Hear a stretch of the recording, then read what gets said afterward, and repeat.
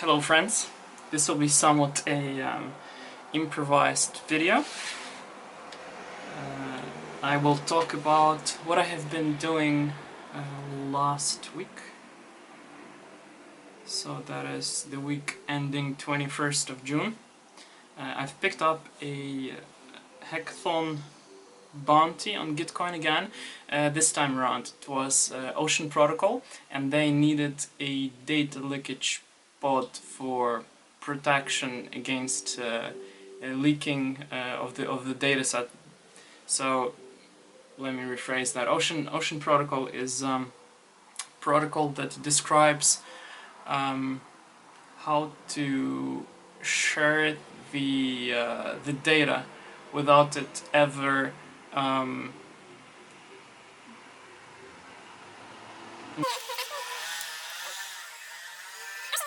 Ocean Protocol is the protocol that describes how to share the data. What I was working on in particular was creating a Kubernetes pod. For those of you who don't know what Kubernetes is, it is a framework that orchestrates your Docker containers. So imagine the following case. There is someone who wants to monetize their data, but at the same time they don't want it to leave their premises or leave their kind of a control. So what Ocean Protocol does is they have created this service called Compute to Data, which allows you to write a script that does some machine learning or just does some maths, extracts some information from the dataset. Yeah, and my neighbor's playing the piano as well, so great combo. Anyway, so you wrote that script, you ran it on a dataset, and you get back the results. So this hack was about preventing people who write the script from actually stealing the data from you as much as possible. Now that task is quite complex in many ways, and there were suggestions about how to approach it. So let's make this video short and sweet. I'll just show you what I have done, and I'll describe it as I go. So let me just start recording my screen.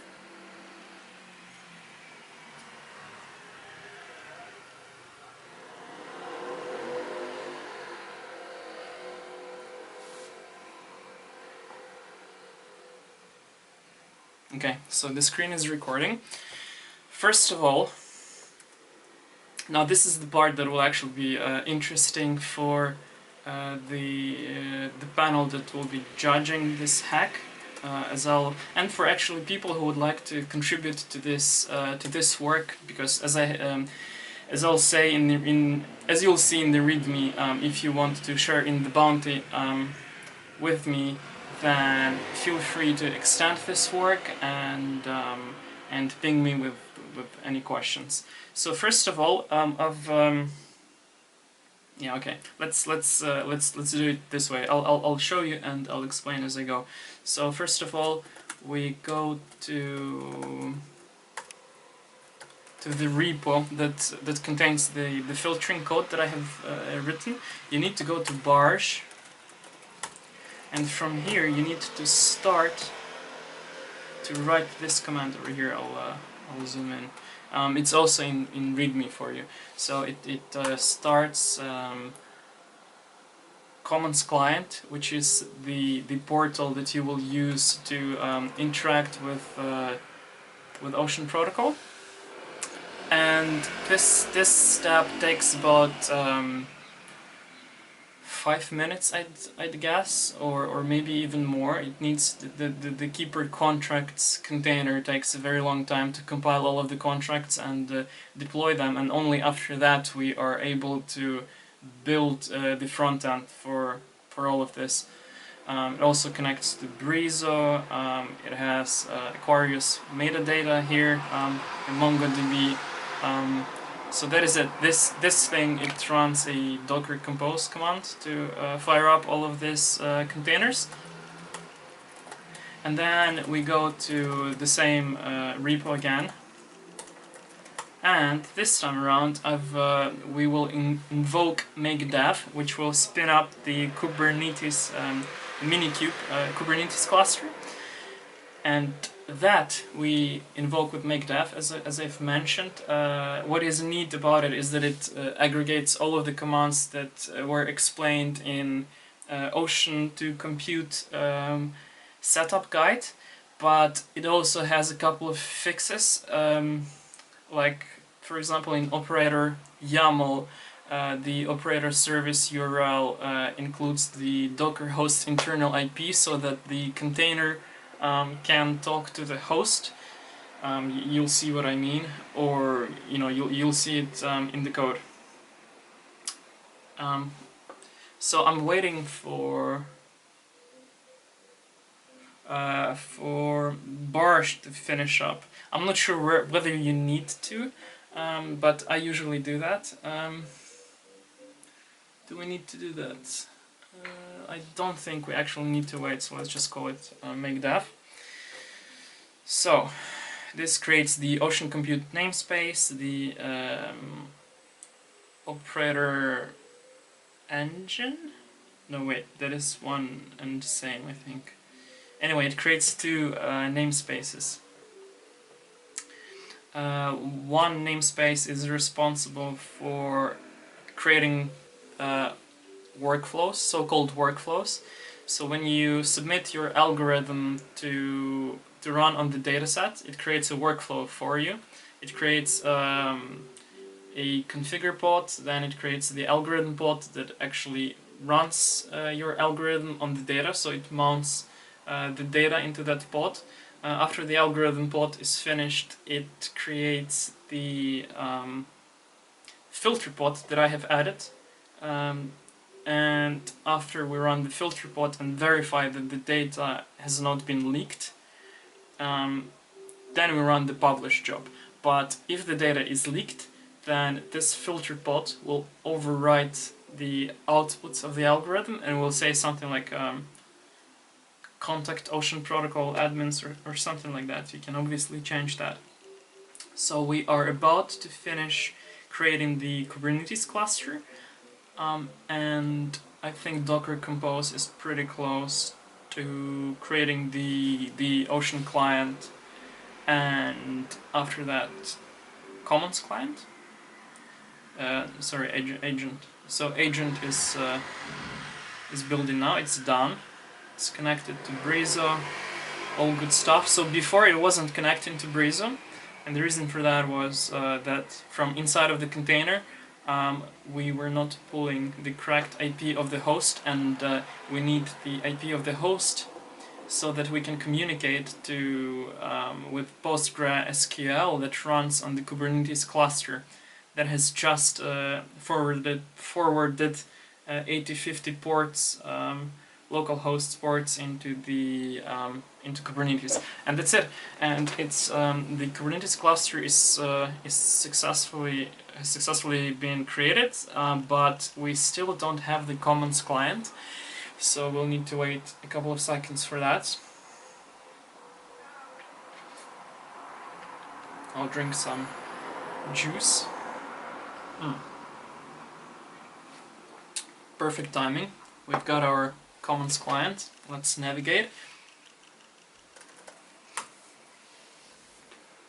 So the first thing that I do is I go to About and I change the wallet to Burner Wallet, and then I change it back to MetaMask because sometimes it doesn't recognize correctly that we are running on a localhost network called Spree, and that is what that Docker Compose creates for us as well. Also, make sure that if you're using MetaMask, you specify that you're running on localhost 8545 to connect to that network.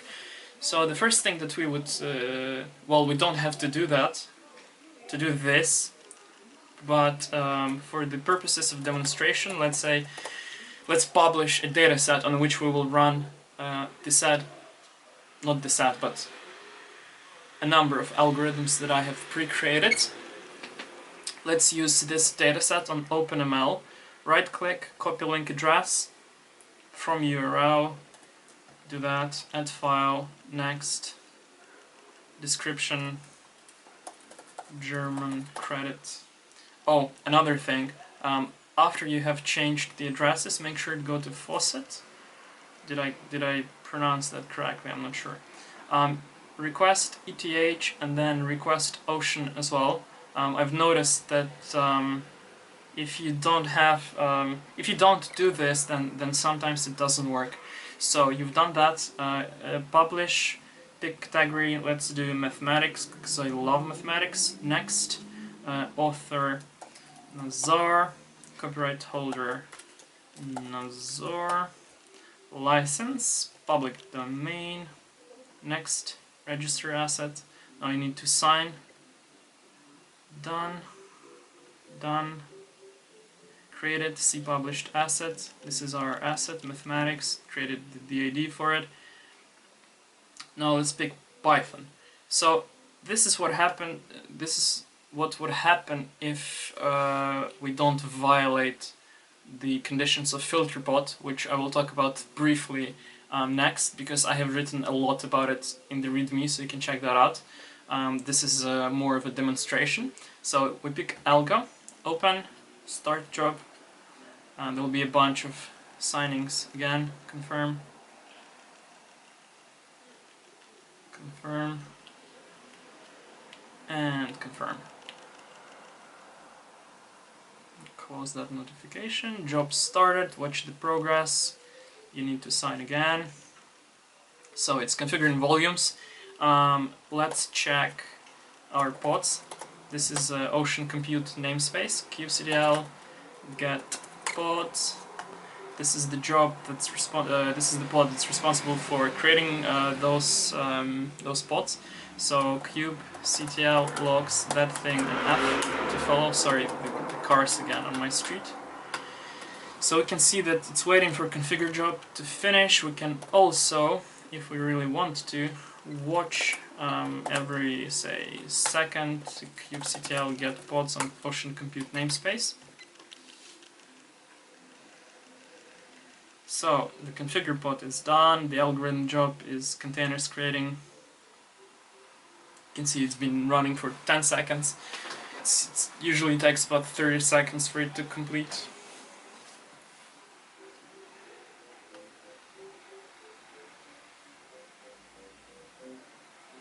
You can enjoy my neighbor's piano skills in the meantime.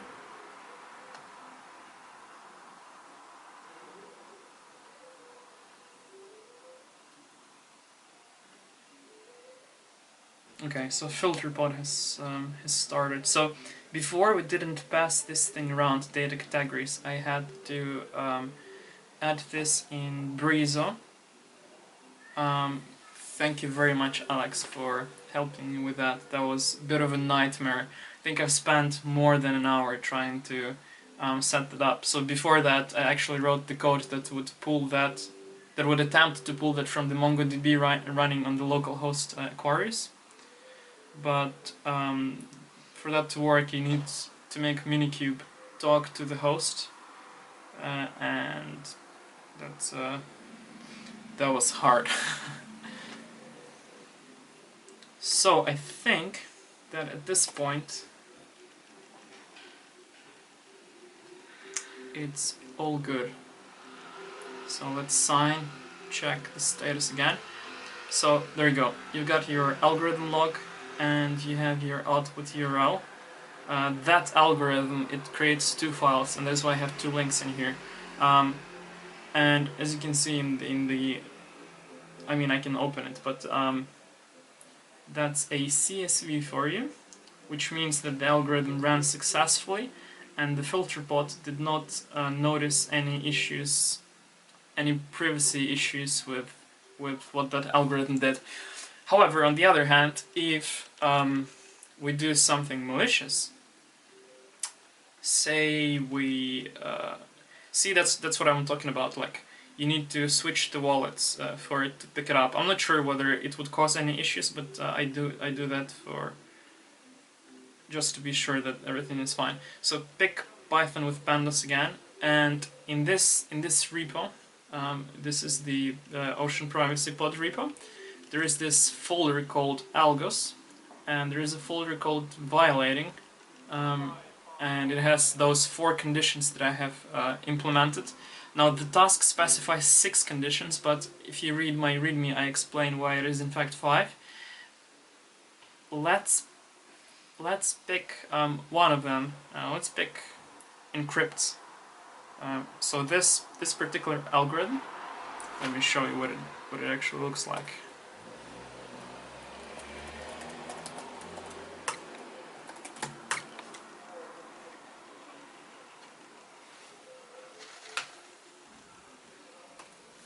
I think this should be good enough for you to see. So this algorithm is in the root, as you can see. So go to violating and then encrypts. If you have a look at it, then it just picks random character. So this works on. It will become clear later on what this does, but basically this is like a. It's like a. It replicates the encryption. I'll explain later. In particular, what is going on here, but.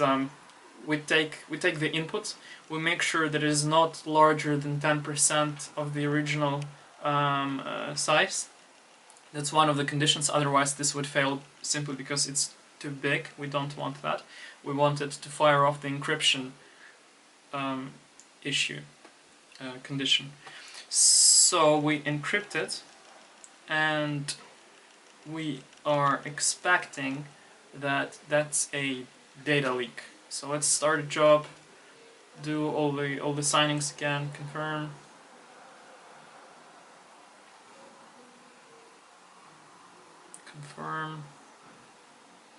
Those notifications are really not popping up at the right place, because as they pop up, you need to sign again.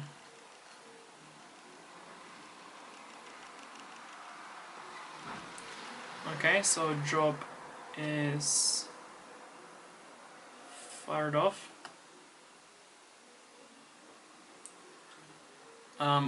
While it's doing all of that, why not talk about what it actually does? So the way I identify that something is encrypted is by using Shannon's entropy. It's an informational theoretic concept. Most of you should know about it, I think. But what it does is it computes the amount of information or amount of randomness in a string. Let's say. Well, it doesn't have to be a string. It's a random source, and you calculate how much kind of chaos there is in that random source. Technically, that's just an expected value of log of some base of that random variable. That's what Shannon entropy is. So I was inspired to use this by looking at binwalk. It's a command line tool. What it does is it reads the file in byte blocks, and it computes the entropy of each block, and it gives you a plot, and so you can actually see which blocks have very high entropy. And what is neat about this is that we use a log base 2 entropy, which means that the minimum probability that we can have is 1 divided by 256, since we're doing that per byte, and that is like 0.03 something. And if you multiply that by log base 2 of that probability, you get -8. You get 8 because you're multiplying by -1 everything. And so when you divide by 8, you normalize that so that your Shannon's entropy is between normalized Shannon's entropy is between 0 and 1, and that is what we use to identify if something is encrypted. If something has more than, say, 0.95 or 0.85 value of encryption, then it's very, very highly likelihood that our data is encrypted. That is what we use for encryption. And so what you have seen there in this encryption algorithm is that I generate a random number between 0 to 255 inclusive. So that gives us 256 options, and we take a Unicode character of that, and that is like a uniform random source, which means it has maximum entropy. So the algorithm should not let this through, because this is an encrypted file. And let's check that out. Sign that, sign that. Now you can see that this one is different, it only has one output. And why is that? That is because this algorithm identified that that particular condition, identified that this violates privacy condition, and it deleted all of the outputs that were created by algorithm and overwrote that with contact the Ocean Protocol team, or admins, whatever it is. Contact Ocean Protocol for support. Yeah, so I'll not go through the other ones, but they each each of those tests a different condition. What is worth mentioning is that the no keywords condition is extremely poor in terms of time complexity. I talk about that in the README of the submission. But also what is neat is that I've created a YAML file where you can write the keywords per each category of data, per each different environment. So I baked those into Docker image. You can understand my rationale for doing that versus using config maps in Kubernetes by reading the README again, by having a look at README. And I guess that's it. If you have any questions, let me know. And this is what I've been doing week ending 21st of June. Thank you.